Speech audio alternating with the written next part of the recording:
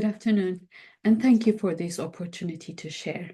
My name is Selam Kidane, and today I'm presenting my paper titled Fragmented Unity, Political Contestation and Identity Struggles in the Eritrean Diaspora.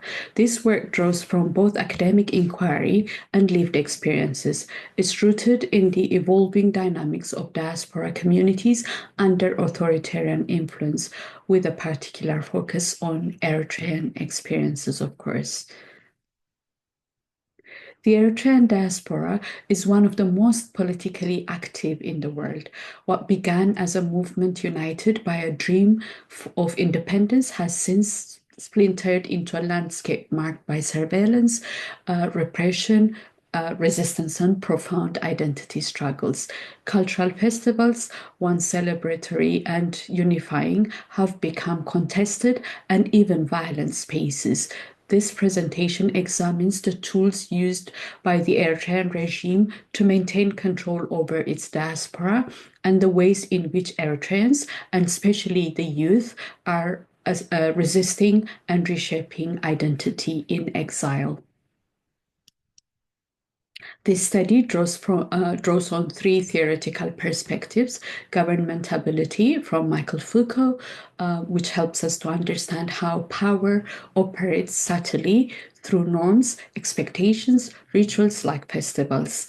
It also draws on transnational repression as defined by Stropas, which explains how authoritarian regimes extend control beyond its borders.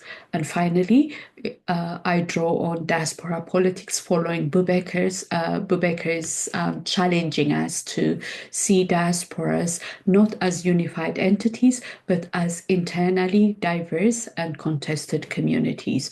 Together, these lenses help us to explore how identity control and resistance unfold in diaspora spaces. And as we move through this presentation, I will show how governmentability operates through cultural practices like these festivals, how transnational repression shapes everyday diaspora life, and how diaspora politics plays out in generational conflicts and identity as well as belonging. During the liberation struggle, the Eritrean diaspora played a central role, particularly through festivals like the Bologna gatherings. These events were grassroots-driven and revolutionary, but post-independence, the Eritrean government co-opted these festivals. They were reframed as showcases of loyalty and ultranationalism. Dissent was silenced, and the spaces that once embodied unity have since become zones of intense contestations. The Eritrean state maintains tight control through several means: surveillance by embassy networks and informants, the 2% diaspora tax enforced under the threat of restricted access to consular services, and the coercion by proxy, which is the situation where family members in Eritrea are threatened or punished based on the actions of relatives abroad. Attending festivals is now often seen as a political act, a demonstration of loyalty to the regime. Non-attendance, conversely, may mark you as a traitor. The situation has provoked a wave of diaspora resistance, particularly since 2015.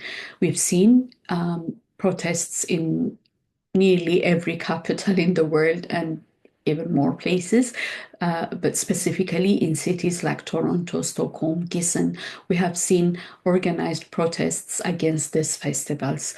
But this activism comes at a cost. Many Eritrean refugees already endure trauma.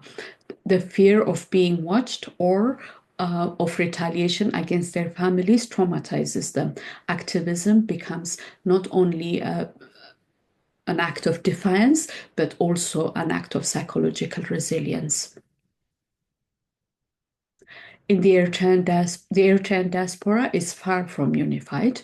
Um, it's fractured across generational, experiential, and ideological lines. Older generations often still align with the regime, seeing it as the fruit of their long sacrifice. Newly arrived refugees reject it. Meanwhile, diaspora-born youth grow up caught in between, navigating inherited loyalty and democratic values from their host countries. These divisions manifest in every community spaces, from churches to WhatsApp groups to festivals. National identity of Eritreans has thus become a battlefield. The state defines identity as synonymous with loyalty. Festivals, flags, languages are all politicized, but younger generations are reclaiming Eritrean identity on their own terms. Through activism, social media, and new cultural expressions, they are constructing a version of Eritreanness that prioritizes justice, democracy, and inclusion. In this site, you can see how different generations in the slides, I mean, not in this slide, in the slides, you can see how different generations position themselves in relation to state-defined identity. The fragmentation is real, but within it lies the potential for transformation.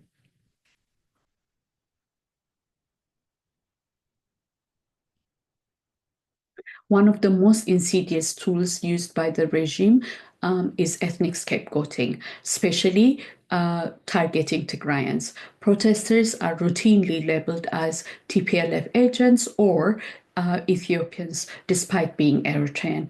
This has roots in long-standing tensions between Eritrea and Tigray. By using ethnicity as a wedge, the regime fractures the opposition and cultivates paranoia and mistrust within the diaspora at large. The psychological toll is immense. Surveillance, exclusion, and threats to family produce deep anxiety and chronic stress. Trust is eroded, not just between individuals, but across generations. And yet, many still choose to resist. Young people, especially, are finding new ways to cope with and challenge. To cope and to challenge the state's narratives, from protest organizing to reclaiming cultural symbols like the pre 1993 flag. Youth led movements are using social media like Telegram, TikTok, and grassroots organizing to mobilize. They are forming alliances across continents and calling for accountability at the UN, in the media, and in their host countries. They are saying, we are Eritrean, but not in the way that the state wants us to be. These dynamics challenge the host nations. When violence erupts at festivals, it's often misunderstood as community unrest, but these aren't simply local disputes. They are international fallouts of authoritarian policies. Host countries must develop nuanced responses that both protect refugees, their freedom of expression, and ensures public safety while actively resisting authoritarian infiltrations. The Eritrean case is not a unique example. It fits into global pattern of authoritarian diaspora politics alongside places like Iran, Turkey, and China. It raises urgent questions about how we define national identity in exile, as well as what refugee protection really means and should look like, and how multicultural governance must evolve to account for transnational repression. So, what can we do? Host nations must strengthen legal frameworks against diaspora surveillance and coercion. The diaspora communities must build bridges across generational and ideological divides, and researchers and advocates must amplify the voices of those resisting from below. That's the end of my presentation. I thank you for listening, and would like to conclude by saying, yes, the Eritrean diaspora is fractured, but it's not broken. Within the fragmentation, there is courage, there is protest, and most importantly, there is the possibility of building new forms of identity rooted not in silent obedience, but in dignity and justice. And I look forward to your feedback and comments. Thank you.